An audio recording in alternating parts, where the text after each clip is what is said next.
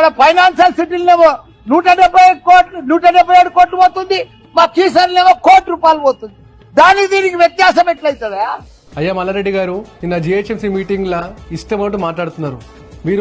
మీరే నీ సొంతంగా చెప్పినావు కోకాపేట్లు 170 కోట్లు పోతుంది, కీసర్ల ₹1,00,00,000 పోతుంది అని చెప్పేసి.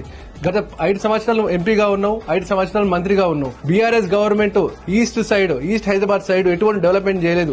ఏమున్నా వెస్ట్ సైడ్ డెవలప్మెంట్ చేసిరు. కేసీఆర్ గారు, కేటీఆర్ గారు మరి కీసర్ దిక్కు ఒక ఐటీ కంపెనీ తెలియదు, ఒక గవర్నమెంట్ మెడికల్ కాలేజ్ తెలియదు. కానీ నువ్వు సొంతంగా ఒక యూనివర్సిటీ చేసుకున్నావు.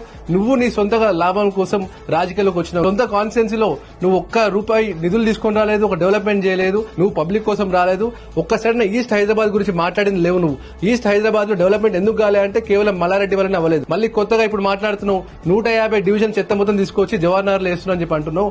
మరి 10 సంవత్సరాల నుంచి 150 డివిజన్ల చెత్త మొత్తం జవహర్నగర్ కు వస్తుంది కదా. మరి ఆ రోజు మీరు గవర్నమెంట్ లో ఉన్నప్పుడు కేసీఆర్ గారితో, కేటీఆర్ గారితో మాట్లాడి మరి డంపింగ్ యార్డ్ షిఫ్ట్ చేయాలని చెప్పి చెప్పొచ్చుగా మనం ఆ రోజు మాట. ఆ రోజు లేవని నోరు.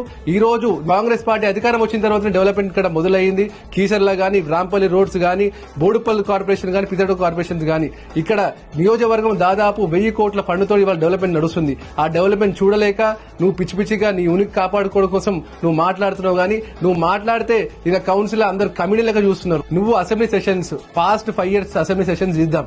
నువ్వు ఏ రోజైనా సరే మేడ్చల్ కాన్స్టిట్యున్సీకి ఒక ఐటీ కంపెనీ కావాలి గానీ, లేకుంటే గవర్నమెంట్ మెడికల్ కాలేజ్ కావాలి ఏమన్నా అడిగినావు ఎప్పుడైనా సరే?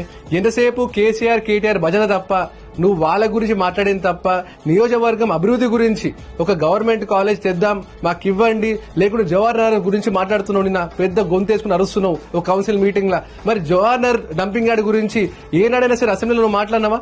ఒక్కరోజు అసెంబ్లీ గురించి మాట్లాడలేదు. ఈ రోజు అధికారం పోయి ఏం అర్థం కాక పిచ్చెక్కి పిచ్చి పిచ్చిగా మాట్లాడుతున్నావు.